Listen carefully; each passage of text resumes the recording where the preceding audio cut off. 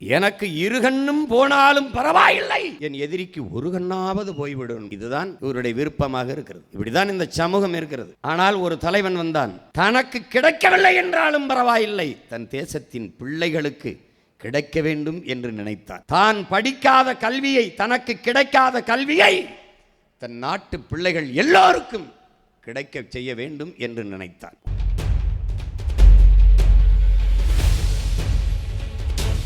அதிகாரத்திற்கு வருவதற்கு முன்பே எனக்கு Z-Y பிரிவு பாதுகாப்பு வேண்டும் என்கிறார். எல்லோருக்கும் இந்த நாட்டில் முதலமைச்சர், எதிர்க்கட்சி தலைவர் எல்லோருக்கும் உயர் பாதுகாப்புன்னு ஒரு கூட்டம் இல்லாம சுத்திக்கிட்டு இருக்க ஒரே ஆள் நான் தான். பொருத்தன் இல்ல. ஏன்? நாங்கள் தான் இந்த நாட்டிற்கே பாதுகாப்பு. காவக்காரனுக்கு எதுக்குடா ஒரு காவக்காரன்?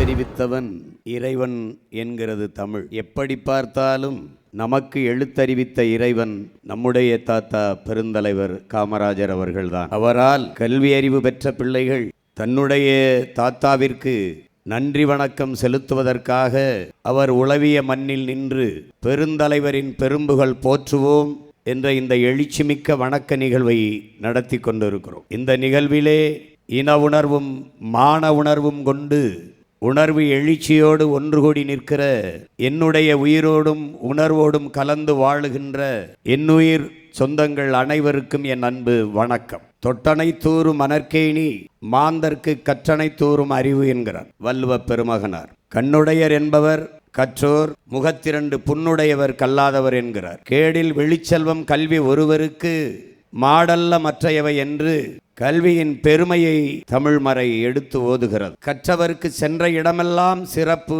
என்கிறது.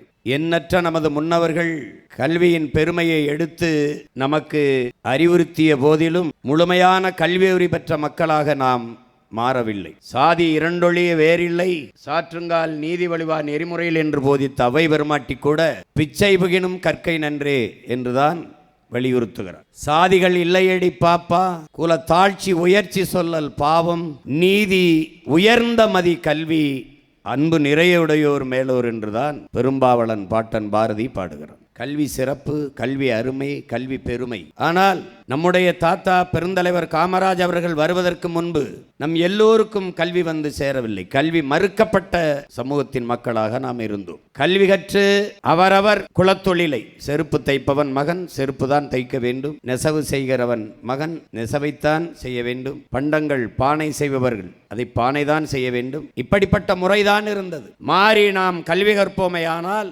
மாற்று பணிக்கு செல்வோமையானால், அடுத்த பிறப்பில் அடுத்த ஜென்மத்தில் வாயாலே தின்று வாயாலே மலம் கழிக்கும் வௌவால் முகத்தை கொண்ட மைத்ராச ஜோதிகனாக பிறப்போம் என்றுதான் சாஸ்திரங்கள் சபித்தது. நீ அடுத்த ஜென்மத்தில் நாயாக பேயாக, இந்த ஜென்மத்தில் படித்து மனிதனாக என்று படிக்க வைத்தவன் நம்முடைய தாத்தன் காமராஜர் அவர்கள். இங்கே அன்றைக்கு முதல்வராக இருந்த முதறிஞர் ராஜாஜி அவர்கள் நிதி பற்றாக்குறை என்று சொல்லி 6000 பள்ளிக்கூடங்களை மூடிவிட்டார். நம்முடைய தாத்தா முதல்வர் பொறுப்பேற்ற பிறகு 6000 பள்ளிக்கூடங்களையும் திறந்த, அதற்கு மேலே பலாயிரக்கணக்கான பள்ளிக்கூடங்களை திறந்தார். இன்று நன்கு கற்ற கல்வி அறிஞர்கள் மேதைகள் எல்லாம் சொல்வது அருகமைவு பள்ளிகள். ஒவ்வொரு ஊருக்கும் ஒவ்வொரு சிற்றூருக்கும் ஒரு தொடக்க பள்ளி, 3 கிலோமீட்டர் தொலைவிற்கு ஒரு உயர்நிலை பள்ளி, 5 கிலோமீட்டர் தொலைவிற்கு ஒரு மேல்நிலை பள்ளி என்றுதான் இன்று இருக்கிற கல்வியில் மேம்பட்ட அறிஞர் பெருமக்கள் வலியுறுத்துகிறார்கள். அதை அன்றே நிறைவேற்றி காட்டிய பேரறிஞர் பெருந்தகை நம்முடைய தாத்தன் காமராஜர் அவர்கள். எல்லா சிற்றூர்களிலும் ஒரு தொடக்க பள்ளியை நிறுவினார். அவர் நிறுவிய தொடக்கப்பள்ளியில் படித்த பிள்ளைகள் தான் இங்கே ஏராளமாக குடியிருக்கிறோம். ஆனால் இன்று அந்த பள்ளிகளை எல்லாம் மூடிய பெருமக்கள் இவர்கள். அவன் தெருவுக்கு தெரு பள்ளிக்கூடங்களை திறந்து படிக்க வைத்தான். திராவிடர்கள் வந்தார்கள், தெருவுக்கு தெரு மதுக்கடைகளை திறந்து நம்மை குடிக்க வைத்தார்கள். இங்கே காட்டினார்களே, அவன் எண்ணற்ற அணைகளை கட்டினான், ஒரு துணையும் கட்டவில்லை. இவர்கள் ஒரு அணையும் கட்டவில்லை, பல துணைகளை கட்டினார்கள். பல துணைகளை எவ்வளவு தூரத்தில் இருக்கிறது பாருங்கள். அவருடைய சிந்தனை செயல்பாடும் இவர்களுடைய சிந்தனை செயல்பாடும். பள்ளிக்கூடம் திறந்தாயிட்டு படிக்க ஒரு பிள்ளைகளும் வரலை. என் அன்பு சொந்தங்களே, மனிதனின் இயல்பு, பெரும்பாலான மனிதர்களினுடைய இயல்பு, தனக்கு கிடைக்காதது எவனுக்கும் கிடைக்க கூடாது. இதுதான் பெரும்பாலான மானுட சிந்தனையாக இருக்கிறது. எனக்கு இருகண்ணும் போனாலும் பரவாயில்லை, என் எதிரிக்கு ஒரு கண்ணாவது போய்விடும். இதுதான் இவருடைய விருப்பமாக இருக்கிறது. இப்படிதான் இந்த சமூகம் இருக்கிறது. ஆனால் ஒரு தலைவன் வந்தான், தனக்கு கிடைக்கவில்லை என்றாலும் பரவாயில்லை, தன் தேசத்தின் பிள்ளைகளுக்கு கிடைக்க வேண்டும் என்று நினைத்தான். தான் படிக்காத கல்வியை, தனக்கு கிடைக்காத கல்வியை தன் நாட்டு பிள்ளைகள் எல்லோருக்கும் கிடைக்க செய்ய வேண்டும் என்று நினைத்தான். ஒரு பிள்ளைகளை கூட பெறாத அவன் ஒட்டுமொத்த நாட்டின் பிள்ளைகளையும் தன் பிள்ளைகள் போல நேசித்து படிக்க வைத்து கல்வியறிவு பூட்டி. ஒரு நாட்டின் செல்வத்திலே ஆகப்பெரிய செல்வம் அறிவு செல்வம் தான். வளத்திலேயே சிறந்த வளம் அறிவு வளம் தான். அந்த அறிவு வளத்தை பெருக்கிய பெருந்தகை நம்முடைய தாத்தன் காமராஜர் அவர்கள். வாகனத்தில் போய்கொண்டிருக்கிறார். ஒருவன் ஆடு மேய்த்து கொண்டிருக்கிறான். ஒரு சிறுவன் பள்ளிக்கூடத்துக்கு ஏன் இவன் படிக்க போகவில்லை, வண்டியை நிறுத்திவிட்டு ஓரமாக போய் அவனிடத்திலே, தம்பிங்க வா, ஏன் நீ படிக்க போகல, படிக்க போனா சோறு யார் போடுறது, நீயா போடுவான்னு கேட்கிறான். அவர் முதலமைச்சர் காமராஜன் அவனுக்கு தெரியாது, யாரோ ஒரு பெரியவர் கேட்கிறாருன்னு நினைச்சு சொல்றான். தூக்கி வாரி போடுது. ஆடு மாடு மேய்க்க போனாதான் ஒருவேளை சோறாவது கிடைக்குங்கிறான். அப்ப வறுமை, வயிற்றில் பசி இருக்கும் போது அறிவு பசியை தேடாது, வந்துடுறாரு. அதுக்கப்புறம் பள்ளிக்கூடத்துக்கு போறாரு. சுதந்திர தினம் கொடியேற்ற போறாரு. நீ வரிசையில் நிற்கிற பிள்ளையில ஒரு பிள்ளை மயங்கி விழுந்துறான். என்னன்னு கேட்கிறாரு. சாப்பிடல. ஏன் சாப்பிடலன்னு, சாப்பாடு இல்லை. அப்ப பசியோடு இருக்கும் போது பிள்ளைகளுக்கு பாடம் நடத்தினால் மண்டையில் ஏறாது. பசி வந்தால் 10 பறந்து விடும் என்கிறார் அறிவு மூதாட்டி அவ்வை. மானம், குடிப்பிறப்பு, தானம், தவம், கல்வி, ஒழுக்கம், காமம் எல்லாம், தொழில் முயற்சி எல்லாம் போயிருங்கிறார். 10 பறந்து போயிருங்கிறார். அப்ப அந்த பசி வயிற்றில் இருக்கும் போது அறிவு பசியை தேடாது. அப்ப ஒருவேளை உணவளித்தாவது நம் பிள்ளைகளை படிக்க வைத்து விடுவோம். இதுதான் பிச்சை புகினும் கற்கை நன்றே. அப்ப பணம் இல்ல. என் தம்பி சொன்ன மாதிரி 41 கோடி தான். அப்ப காசு இல்ல, என்ன பண்றதுன்னு தெரியல. இருக்கிற கல்வித்துறை அதிகாரிகள்ட்ட கேட்கிறாரு, என்ன பண்ணலாம் அப்படின்னு. ஐயா, நமக்கு ஒரு அப்படிலாம் அவ்வளவு சோறு எல்லா பள்ளிக்கூடத்திலும் போடுறதுக்கு பணம் இல்லையான்னு. இருக்கிற வரை போடுங்க. நம்ம பிள்ளைகளை படிக்க வச்சுட்டா அவன் நாட்டை எதிர்காலத்தை காப்பாத்தி விட்டுருவான். எதிர்காலத்துல நாட்டை காப்பாத்தி விட்டுருவான். எப்படியாவது நம்ம பிள்ளைகளை படிக்க வச்சிருவான். இருக்கிற வரை போடுங்க. இல்லைன்னா என்கிட்ட சொல்லுங்க, நான் ஊரா போய் மடியேந்தி பிச்சை எடுத்துக்கிட்டாவது நம்ம பிள்ளைகளை படிக்க வச்சிருவோன்ற. இதைத்தான் அறிவு மூதாட்டி அவை பிச்சை புகினும் கற்கை நன்றே என்றான். தன் பிள்ளைகளுக்கு கற்பிப்பதற்காக பிச்சை எடுத்து கொண்டு வருகிறேன் என்று ஒரு தலைவன் இந்த நாட்டில் சொல்லியிருக்கிறான் என்றால் அது பெருந்தலைவன் நம் தாத்தன் காமராஜர் தான். அப்படி படிக்க வைத்தார். அப்போது பிள்ளைகள் அப்பவும் நிறைய பேர் வரல. இது காரணம் என்ன? போட்டுக்கிற நல்ல துணிமணி இல்ல. சரி, இலவசமா உடை தருகிறேன் என்று சீருடை திட்டத்தை கொண்டு வந்தார். வகுப்பறையில் ஏழை பணக்காரன், உயர்ந்தவன் தாழ்ந்தவன் என்ற பாகுபாடு இருக்கக்கூடாது. மாணவ பிள்ளைகளுக்கு பிஞ்சு நெஞ்சுக்குள் ஏற்றதாழ்வு என்கிற அந்த நஞ்சு விதை விழுந்து விடக்கூடாது என்று ஒரு தலைவன் எண்ணினான்.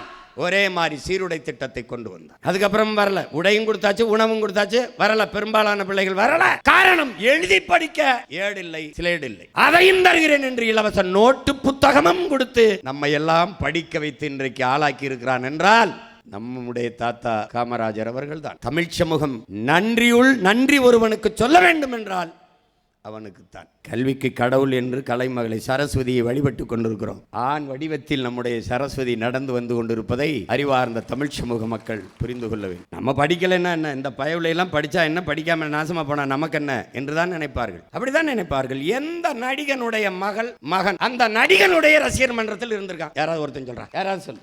எந்த நடிகனுடைய மகன் அந்த நடிகனுடைய ரசிகர் மன்றத்தில் நின்று கூட்டத்தில் சிக்கி செத்துருக்கான்? யாராவது சொல்றான்? என்ன எப்படி இருக்கு? படிக்க வைத்து அறிவார்ந்த ஒரு நாகரிகம் பெற்ற பண்பாடு கொண்ட சமூகமாக மாற்ற வேண்டும் என்று நமது முன்னவர்கள் துடித்தார்கள். இன்னைக்கு எங்க போய் நிக்குது? காமராஜர் என்பவனுடைய ஆட்சி அல்ல, அவன் பிறந்து வளர்ந்த பெருமை மிக்க தமிழ் தேசிய இனத்தின் ஆரம் சார்ந்த ஆட்சியை நம் உயிர் தலை தாத்தன் நம்முடைய தாத்தா காமராஜர் அவர்கள் தந்தார்கள். தமிழனின் அறம் சார்ந்த ஆட்சியை அவர் செலுத்தினார். இந்த மண்ணிலே நிறுவி காட்டினார். இன்னைக்கு இருப்பது போல ஊழல், லஞ்சம் இல்லை, உண்மை, நேர்மை, ஆடம்பரம் இல்லை, எளிமை, தூய்மை, பொது வாழ்க்கையில் தூய்மை, எலும்பும் நரம்பும் ரத்தமும் சதையுள்ள ஒரு மனிதன் 50 ஆண்டுகளுக்கு முன் இந்த நிலத்தில் இப்படி ஒரு உண்மையான நேர்மையான ஒரு மகன் உளவி இருக்கிறான் என்பதை எவனும் நம்ப மாட்டான். இப்படி ஒரு மனுஷன் வாழ்ந்திருக்கான் என்பது. அரசியலில் புனிதம் என்ற சொல்லுக்கு பொருளாக வாழ்ந்தவன் நமது தாத்தன் காமராஜர் அவர்கள். இன்றைக்கு அரசியல் செய்பவர்களுக்கெல்லாம் புரட்டி புரட்டி படிக்க வேண்டிய அகராதியாக வாழ்ந்தவன் பெருந்தலைவன் காமராஜர் அவர்கள். அவனுக்கு முன்னே மணிமகுடம் வைக்கப்பட்டது.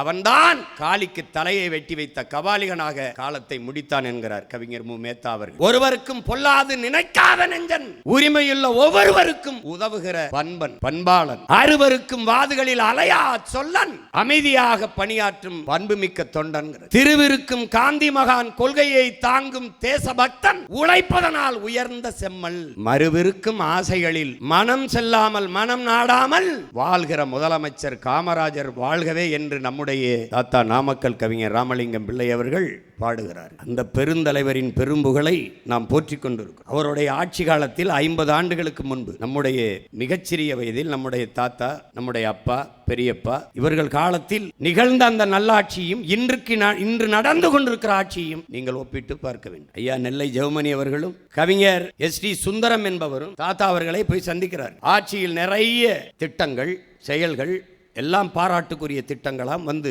நிறைவேற்றி கொண்டிருக்கிறார். அப்போது அவர்கள் சொல்லுகிறார்கள், ஐயா நம்ம நிறைய நலத்திட்டங்களை எல்லாம் கொண்டு வந்துட்டோம், அதையெல்லாம் ஒரு படமாக எடுத்து அப்படியே திரையரங்கில் போட்டு காட்டினோம்னா, அதை நியூஸ்ரீலாம் போட்டு காட்டினோம்னா நல்லா போய் சேரும், மக்கள் இன்னும் நம்மளை நிறைய ஆதரிப்பாங்க, நமக்கு நிறைய வாக்குகள் வரும் என்று பேசுகிறார். அப்படியே என்னென்ன திட்டமெல்லாம் நிறைவேற்றியிருக்கோம். ஐயா ரோடு போட்டிருக்கோம், ஆமாம், அப்புறம் பள்ளிக்கூடம் கட்டியிருக்கோம், ஆமாம், அப்புறம் அணைகள்லாம் கட்டியிருக்கோம். சரி, இப்போ குந்தால நீங்கள் அணை கட்டியிருக்கிறீங்க. இப்போ அதை நான் எங்களை மாதிரி ஆளுகை எடுத்து பேசும்போது தான் தெரியுது, ஐயா ஒரு பெரும் பாறையை உடைச்சு கொண்டு போய் அதிலிருந்து தண்ணியை கொண்டு வந்து அணையை கட்டுறதெல்லாம் எப்படியா மக்களுக்கு தெரியும்? அதை படமாக எடுத்து போட்டோம்னா தான் நல்லா தெரியும், அதை எடுத்து போட்டு காட்டினோம்னா நல்லதுயா அப்படின்னு. அப்படியா? இப்போ பள்ளிக்கூடம் கட்டினதுல என்ன நடக்குது? பிள்ளைகள்லாம் படிக்குது இல்லை, ரோடு போட்டோம் சொன்னா நடக்குதா? நடக்குது. இப்போ அணை கட்டினா அதில் எல்லாம் நீரை பயன்படுத்தி வேளாண்மை செய்கிறாங்களா? விவசாயி செய்கிறாங்க. அப்போதெல்லாம் தான் அவனுக்கு தெரியுது. அப்புறம் எதுக்கு படம் போகிற காட்ட சொல்ற?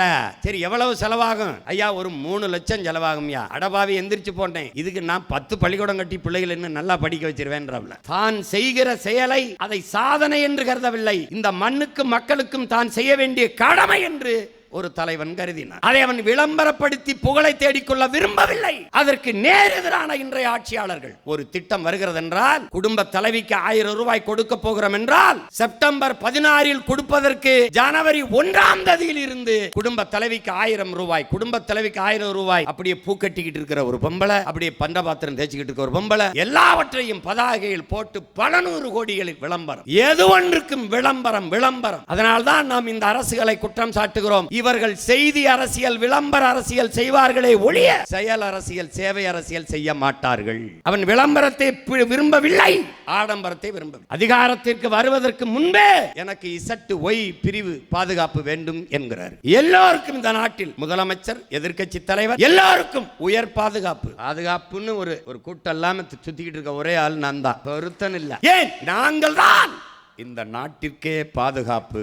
காவக்காரனுக்கு எதுக்குடா ஒரு காவக்காரன்?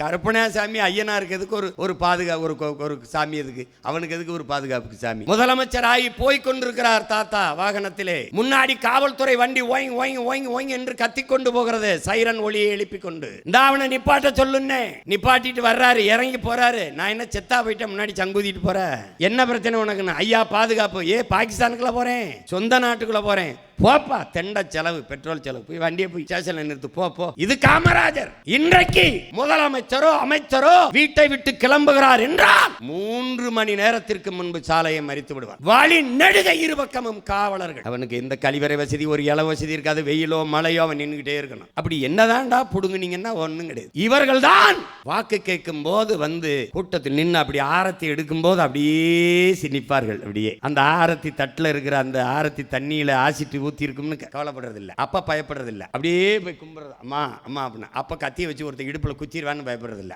அப்பெல்லாம் பயப்படுறது இல்ல. அதிகாரத்துக்கு வந்த பிறகு பயப்படுறது. ஏன்னா அங்க சொன்ன எதையும் இங்க வந்து செய்யறது இல்ல, அதனால ஏதாவது பண்ணிடுவானோ, யாராவது பண்ணிடுவானோன்னு பயப்படுறது. ஆனால் அந்த தலைவன் வெற்று வாக்குறுதிகளை கொடுப்பதில்லை, கொடுத்த வாக்குறுதியை நிறைவேற்றாமல் போனதில்லை. அதனால அவனுக்கு பயம் இல்ல, அவன் பேர பிள்ளைகள் எங்களுக்கும் பயம் இல்லை. நாங்கள் அரசியல் செய்ய வந்தது அந்நியர்களுக்கு அல்ல.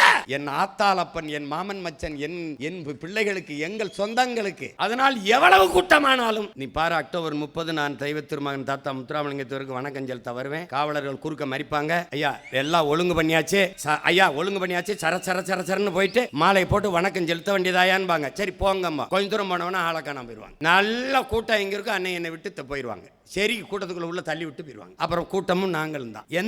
என்னைக்காவது ஒரு நாள் நாம் தமிழர் கட்சி காவல்துறை எங்களுக்கு உரிய பாதுகாப்பை கொடுக்கவில்லை என்று சொல்லியிருக்குதா? காவல்துறைக்கும் சேர்த்து உரிய பாதுகாப்பை நாங்கள் தான் கொடுப்போம்.